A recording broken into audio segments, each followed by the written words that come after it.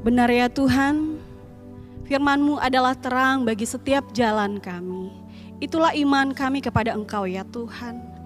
Biarlah firman Tuhan yang sebentar akan kami dengarkan bersama, menerangi hati dan pikiran kami Tuhan, sehingga kami boleh hidup sejalan dan seturut dengan kehendak Bapa di sorga. Bapa, urapi hamba-Mu yang akan menyampaikan kebenaran firman Tuhan ini. Hamba tidak lebih daripada Bapak Ibu jemaat Tuhan yang mendengarkan. Namun hamba percaya dengan pertolongan Roh Kudus kami dapat mengerti apa yang menjadi isi hati Tuhan bagi setiap kami pada saat ini. Terima kasih Tuhan Yesus, berkata-katalah melalui firman Tuhan dan melalui hamba-Mu pada pagi hari ini. Terima kasih Bapa, kami siap mendengarkan firman-Mu. Dalam nama Tuhan Yesus kami berdoa. Amin. Shalom, puji nama Tuhan. Oleh karena anugerah Tuhan, pada hari perhentiannya kita boleh datang menyembah Tuhan sekali lagi. Ada kesempatan bagi kita untuk menyembah Tuhan dalam kondisi yang Tuhan masih izinkan kita alami pada saat ini. Tentu di balik semua itu ada rencana Tuhan, ada maksud Tuhan yang indah bagi setiap kita. Yang percaya katakan amin. Puji Tuhan. Kita akan belajar dari kebenaran firman Tuhan pada hari ini. Masih sehubungan dengan kenaikan Tuhan Yesus ke surga.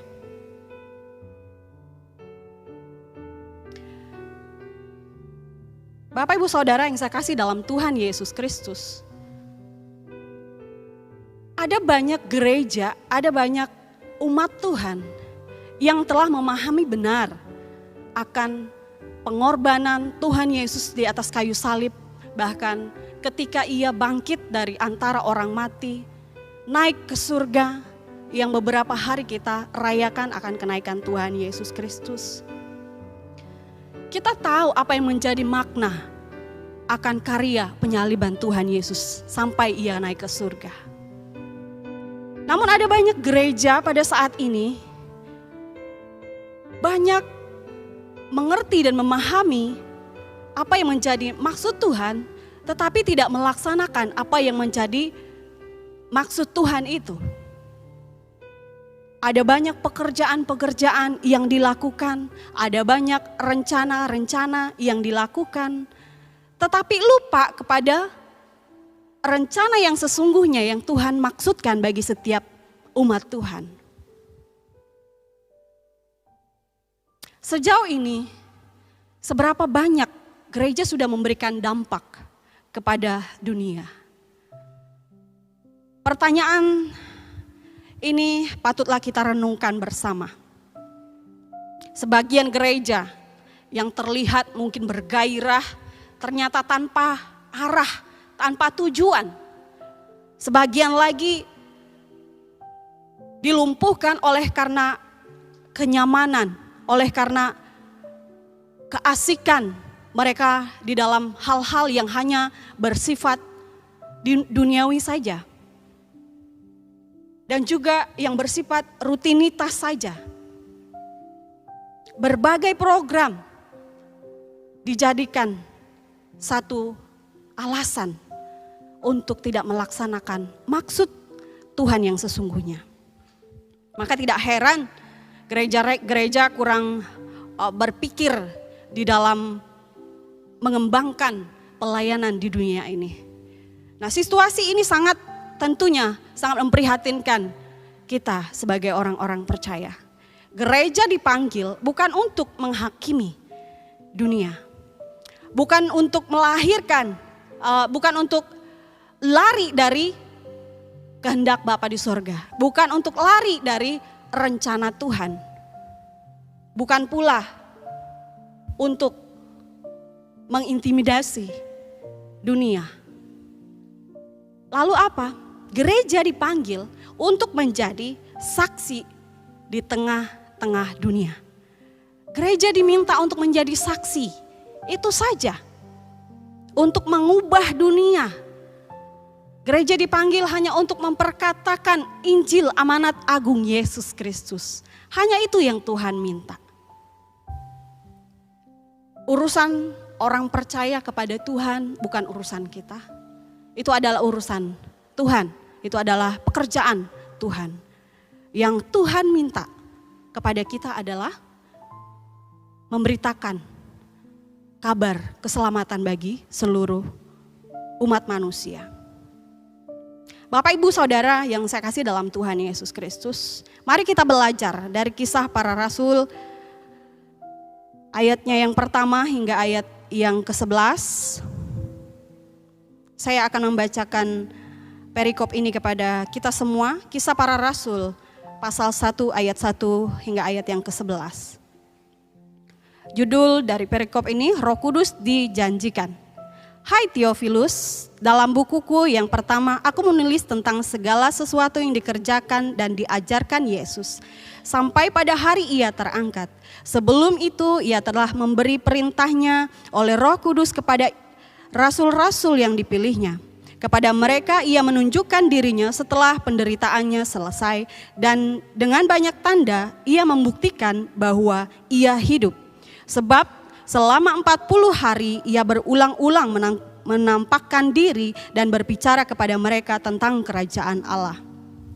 Pada suatu hari ketika ia makan bersama-sama dengan mereka, ia melarang mereka meninggalkan Yerusalem dan menyuruh mereka tinggal di situ menantikan janji Bapa.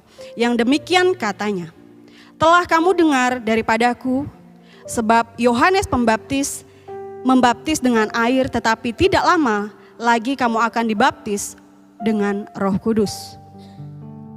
Maka bertanyalah mereka yang berkumpul di situ, Tuhan, maukah engkau pada masa ini memulihkan kerajaan bagi Israel? Jawabnya, engkau tidak perlu mengetahui masa dan waktu yang ditetapkan Bapa sendiri menurut kuasanya.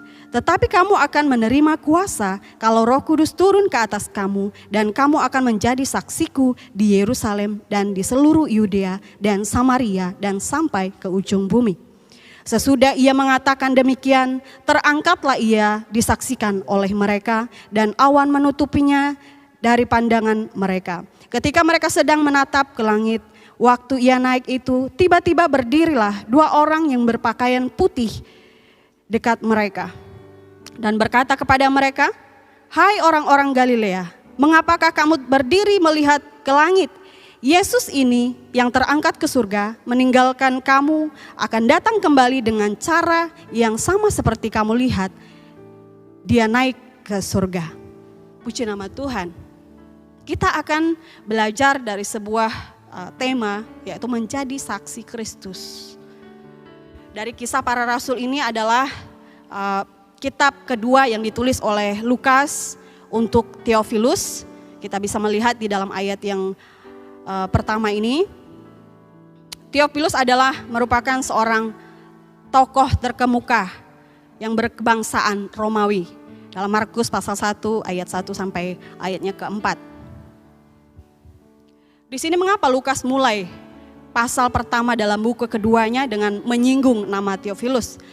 Lukas bermaksud memberikan penjelasan lanjutannya dan kesaksiannya yang bertujuan untuk menuntun dan menguatkan Theophilus pada waktu itu. Dan selain itu Lukas juga ingin memperlihatkan kepada semua orang percaya bahwa Roh Kudus adalah kuasa yang dicurahkan dalam hidup manusia. Sebagaimana dikatakan di ayat 5 dan ayat yang ke-8. Pertanyaannya, mungkin ada yang berkata bahwa bagaimana caranya kita menyampaikan apa yang menjadi kehendak Tuhan, yaitu menjadi saksi bagi dunia. Kami telah melakukannya. Ya, mungkin kita sudah merasa melakukan dan menyampaikan dan menjadi saksi Tuhan di muka bumi ini. Ada banyak faktor yang menyebabkan umat Tuhan, gereja Tuhan enggan untuk menjangkau dunia ini. Ada banyak faktor. Dan melalui teks ini kita akan melihat ada 2 alasan mengapa seringkali misi itu seperti dianaktirikan, ya. Hanya dikumandangkan tetapi tidak dilakukan, hanya dimengerti tetapi tidak dieksekusi alias tidak ada actionnya. Ya. Yang pertama adalah teologi yang keliru tentang karya penyelamatan Tuhan Yesus. Ini adalah fakta yang dialami oleh murid-murid Yesus pada bagian ini. Ini merupakan bukti kesalahpahaman mereka terhadap ajaran Tuhan Yesus. Secara khusus mereka salah mengerti konsep yang diajarkan oleh Yesus. Mereka di sini kalau kita melihat di dalam ayatnya yang ketiga, ayat 4 dan 5. Ya. Mereka begitu mendambahkan kerajaan mesianis yang supranatural mungkin di muka bumi ini ya. Lalu pengharapan ini sekilas selaras dengan apa yang diajarkan oleh Tuhan Yesus. Terutama sejak kebangkitannya dari antara orang mati. Ya. Dia berkali-kali memberitakan tentang kerajaan Allah di dalam ayatnya yang ketiga. Ditambah lagi dengan janji tentang kedatangan Roh Kudus dalam ayat 4 sampai ayat yang kelima. Murid-murid ini langsung menangkap bahwa wah ini sudah saatnya. Ini sudah saatnya kita akan memimpin, ya. Itu yang ada di dalam pikiran murid-murid pada waktu itu. Nah, dengan pemahaman yang keliru ini, dengan pemahaman yang seperti ini, mereka lalu bertanya kepada Tuhan Yesus. Mereka bertanya kepada Tuhan Yesus, Tuhan, maukah Engkau pada masa ini memulihkan kerajaan bagi Israel? Sebagaimana yang dikatakan di dalam ayat yang ke-6. Tetapi Tuhan Yesus sekali lagi menjelaskan kepada mereka bahwa tujuan Tuhan, tujuan Roh Kudus akan turun ke dalam atas mereka adalah untuk memberikan kekuatan kepada mereka untuk menjadi saksi Tuhan, untuk menjadi saksi Kristus, untuk menyampaikan Injil keselamatan itu ke seluruh muka bumi. Ya, target pemulihan Allah bersifat global di sini. Pemulihan Israel hanyalah sebuah sarana untuk mencapai tujuan akhir, ya, tujuan ultimat, tujuan akhir. Pemulihan seluruh bumi yang dimaksudkan. Israel bukan tuan atas bangsa-bangsa yang ada atau bangsa-bangsa lain. Bapak Ibu Saudara, umat Israel dipanggil sebagai komunitas yang melayani, ya, komunitas yang melayani. Mereka lupa akan hal itu. Di dalam Yesaya pasal 43 ayat 10 dan sampai ayat yang ke-12, bahkan di dalam pasal 44 ayat yang ke-8, mereka adalah saksi-saksi bagi Tuhan. Mereka dipulihkan untuk memulihkan. Sebagaimana juga di dalam Yesaya 49 ayat yang ke-6. Terlalu sedikit bagimu hanya untuk menjadi hamba-hambaku, untuk menegakkan suku-suku Yakub dan untuk mengembalikan orang-orang Israel yang masih terpelihara. Tetapi aku akan membuat engkau menjadi terang bagi bangsa-bangsa supaya keselamatan yang daripadaku sampai ke ujung bumi. Jadi jika murid-murid Tuhan Yesus mengadopsi pemahaman populer pada waktu itu, mereka pasti akan menempatkan Israel sebagai tujuan akhir mereka. Yang mereka prioritaskan, yang mereka pentingkan pastinya pemulihan atas Israel. Tujuan akhir mereka bukan hanya stop sampai di situ. Firman Tuhan berbicara kepada mereka. Firman Tuhan mengingatkan kepada mereka. Tujuan akhir mereka adalah memberitakan Injil sampai kepada ujung bumi. Bapak Ibu Saudara yang saya kasih dalam Tuhan Yesus Kristus, kita seringkali juga menjadi tidak fokus untuk menyampaikan amanat agung Yesus Kristus itu. Dan itu menjadi alasan bagi kita untuk tidak menyampaikan amanat agung Yesus Kristus. Itu adalah penghalang yang kedua yang seringkali membuat orang percaya itu tidak menyampaikan amanat agung Yesus Kristus. Padahal itu adalah hal yang mutlak harus kita lakukan. Adalah hal yang penting harus kita lakukan. Kalau kita melihat dari pertanyaan murid-murid di dalam ayat yang ke-6, kita bisa menangkap apa yang mereka anggap penting di sini. Yaitu mereka ingin Yesus memulihkan Israel pada waktu itu. Yang ada di pikiran mereka adalah hanya kekuasaan yang hanya sebatas kepentingan mereka saja. Dan itu merupakan kebutuhan atau keinginan duniawi yang mereka sampaikan kepada Tuhan.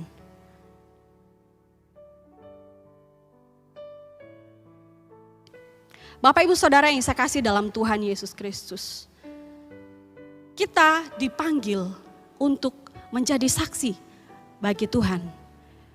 Kalau kita membaca di dalam ayat yang ke-8, yang kalau dilihat di dalam HP itu di bold, warna tulisannya itu bukan di bold tapi di warna merah. Artinya ini adalah benang merah di dalam teks yang kita baca ini, di dalam nats yang kita baca ini. Dalam ayat 8 berkata, tetapi kamu akan menerima kuasa kalau Roh Kudus turun ke atas kamu dan kamu akan menjadi saksiku di Yerusalem dan di seluruh Yudea dan Samaria dan sampai ke ujung bumi. Jadi Tuhan berjanji untuk memberikan kepada kita kuasa. Kuasa untuk menyampaikan amanat agung Yesus Kristus. Kuasa untuk menyampaikan karya keselamatan kepada dunia. Bapak Ibu Saudara, di sini berbeda dengan murid-murid Yesus pada waktu itu. Tuhan Yesus lebih mempedulikan bagaimana daripada kapan ya. Dia lebih mempedulikan proses daripada hasil. Ya, usaha daripada waktu. Dia memikirkan bagaimana rencana ilahi dapat terrealisasi di dalam dunia ini. Tuhan Yesus memanggil para muridnya untuk menjadi saksi bagi dunia. Itulah yang terpenting, yang paling penting. Dan itu adalah menjadi bagian kita sebagai anak-anak Tuhan. Keadaan saat ini jangan sampai membuat kita hilang fokus kita. Kalau dalam ada satu iklan tuh kurang fokus gitu apa? Ada aqua gitu ya. Jadi supaya kita lebih fokus lagi, kita harus kembali mendengarkan apa yang Tuhan kehendaki untuk kita. Kita harus fokus lagi kepada rencana Tuhan bagi kita saat ini. Dalam keadaan situasi apapun, apalagi keadaan saat ini semakin hari semakin sulit kalau kita lihat dengan mata jasmani kita. Tetapi kalau kita melihat dengan mata iman kita, Tuhan, sebagaimana firman Tuhan, Dia memanggil kita untuk menjadi saksinya. Dia memanggil kita untuk menjadi pemberita Injil keselamatan itu. Yang dijanjikan bagi kita adalah Dia memberikan kita kuasa. Dia memberikan kita kemampuan, kuasa dalam teks ini dalam bahasa aslinya adalah dunamis ya.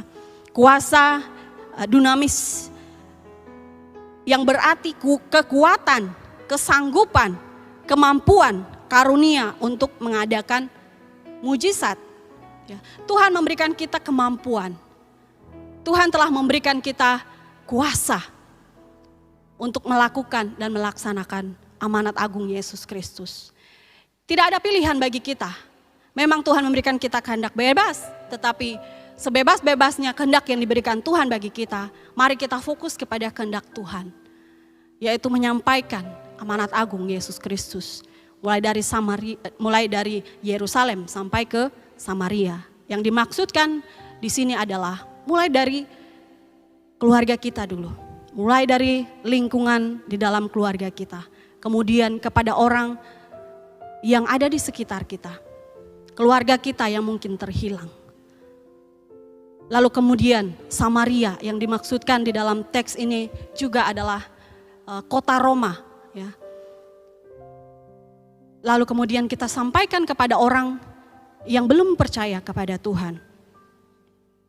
Mari sebagai anak-anak Tuhan, kita gunakan kuasa itu, kita gunakan kesempatan itu untuk menyampaikan amanat agung Yesus Kristus dimanapun dan kapanpun kita harus tetap menyampaikan amanat agung itu. Dalam kondisi saat ini kita masih bisa memberitakan Injil keselamatan itu kepada setiap orang. Dengan kemampuan teknologi yang ada, kita bisa gunakan untuk sharing firman Tuhan. Hanya mungkin sekedar menelpon, menanyakan kabar, lalu kita berdoa. Itu sudah menguatkan orang lain, memberkati orang lain.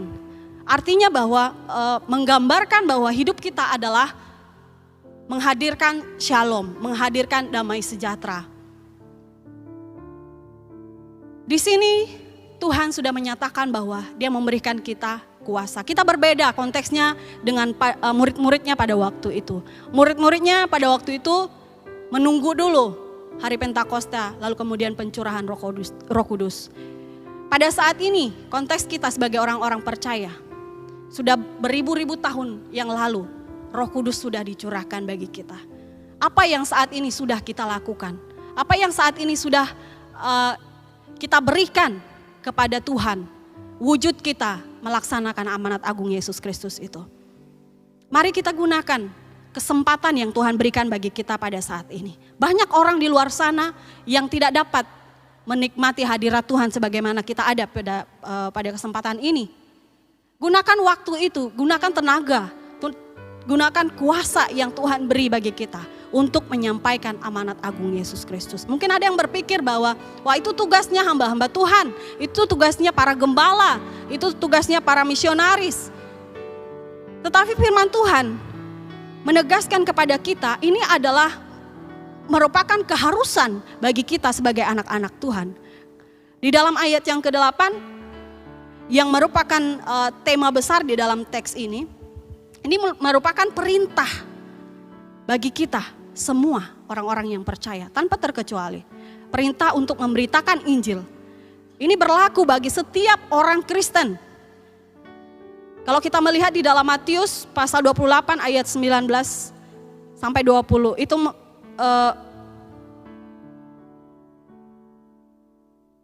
bisa mati ya. Oke. Tuhan ingin agar kita menyampaikan amanat agung Yesus Kristus itu. Pergilah, beritakanlah, ajarkanlah. Itu adalah tugas kita sebagai orang-orang percaya. Bukan tugas-tugas orang tertentu saja, tetapi merupakan sebuah keharusan bagi setiap kita orang-orang percaya. Mari sebagai anak-anak Tuhan, kita gunakan kesempatan yang Tuhan berikan bagi kita untuk melakukan apa yang menjadi perintah Tuhan. Tuhan hanya minta satu, kita menjadi saksinya saja. Ya, Tuhan tidak meminta kita untuk berperang, ya. Hanya untuk bersaksi bagi Tuhan, menyampaikan Injil bagi setiap orang yang kita jumpai. Tuhan juga tidak meminta kita untuk membawa senjata atau seperti orang mau perang dan sebagainya yang sungguh menakutkan seperti itu. Tetapi Tuhan hanya ingin mau kita bersaksi. Tidak hanya melalui mulut kita, tetapi segenap hidup kita bersaksi bahwa Yesus Tuhan adalah juru selamat satu-satunya di dalam kehidupan kita. Bapak Ibu Saudara, jangan pernah kita goyah. Jangan pernah kita takut dan khawatir dalam hidup ini. Tetap fokus pada panggilan kita, yaitu menjadi saksi Kristus. Sebab kuasa yang dijanjikan kepada saudara dan saya itu pasti akan dinyatakan di dalam kehidupan kita. Asalkan kita tetap percaya dan taat dan setia kepada panggilan kita. Maka Allah yang akan senantiasa, Allah yang adil itu akan menyertai kita. Dia akan menolong kita. Dia Allah yang konsisten. Dia Allah yang setia, ya. Dia tidak mengingkari janjinya. Bahkan di dalam 2 Timotius pasal 2 ayat yang ke-13 itu dikatakan, kita bisa percaya kepada kesetiaannya yang sempurna. Paulus berkata, jika kita tidak setia, dia tetap setia karena dia tidak dapat menyangkal dirinya. Tuhan berjanji akan menyertai kita. Maka Tuhan juga akan memampukan kita untuk terus menjadi saksinya di dalam dunia ini. Jadi kita tidak perlu meragukan janji Allah. Sebab kuasa Allah akan selalu dinyatakan di atas segala bangsa. Melebihi kuasa dan ketidaksetiaan kita sebagai manusia. Mari terus bersyukur dan bersyukurlah. Karena berkat Allah melimpah di dalam kehidupan kita. Allah selalu hadir di dalam hidup kita. Janji-janjinya Allah sungguh menepatinya sepanjang kehidupan kita. Dia tidak pernah mengingkari janjinya. Bagaimana dengan saudara? Apa yang selama ini menghalangi saudara untuk memberikan diri bagi dunia ini? Banyak hal yang dapat kita lakukan. Banyak hal yang Tuhan berikan bagi kita sebagai kesempatan untuk kita menyampaikan kabar keselamatan itu kepada dunia. Gerakan-gerakan peduli telah dilakukan. Banyak gereja-gereja bahkan anak-anak Tuhan telah melakukannya. Mari terus hidupkan itu. Jangan pada saat atau menunggu orang kesusahan saja. Tetapi biarlah itu menjadi kebiasaan kita. Atau jangan menunggu ada perintah dulu baru kita lakukan. Tetapi biarlah itu menjadi inisiatif kita sebagai anak-anak Tuhan. Untuk mau memberkati orang, menjadi saksi. Menjadi saksi dengan berkat, dengan karunia, dengan harta, dengan apa yang kita miliki. Sebagai anak-anak Tuhan, mari terus kita mempersiapkan diri kita dan berikan diri kita untuk dipakai oleh Tuhan menjadi saksinya. Sebagaimana panggilannya kepada setiap kita, yaitu menjadi saksi dari Yerusalem sampai ke Samaria atau sampai ke ujung bumi. Sebagaimana firman Tuhan, Dia akan menyertai kita sampai selama-lamanya. Ini sedikit firman Tuhan, biarlah firman Tuhan ini terus menjadi kekuatan bagi setiap kita, anak-anak Tuhan, untuk senantiasa menjadi saksi Kristus dimanapun kita berada. Amin. Mari kita berdoa. Bapa yang baik, Allah yang kami sapa dalam nama Tuhan Yesus. Kami bersyukur untuk waktu yang indah yang Tuhan boleh berikan bagi kami untuk belajar dari firman Tuhan pada saat ini. Hamba terbatas untuk menyampaikannya ya Tuhan. Tapi kami percaya bahwa Roh Kudus Tuhan akan menuntun, mengarahkan kami untuk dapat memahami inti dari firman Tuhan ini. Yaitu kami rindu Tuhan, mau terus menjadi saksi-Mu. Sebab kami percaya bahwa kuasa-Mu menyertai kami. Kuasa-Mu yang memampukan kami untuk menyampaikan Injil keselamatan kepada seluruh dunia. Izinkan kami Tuhan untuk terus mengandalkan Roh Kudus-Mu. Izinkan kami Tuhan untuk terus mengandalkan kuasa-Mu. Sebab kami sungguh menyadari bahwa kami manusia yang penuh dengan keterbatasan. Kami manusia yang penuh dengan kelemahan. Untuk itu Tuhan, biarlah Engkau senantiasa menyertai kami.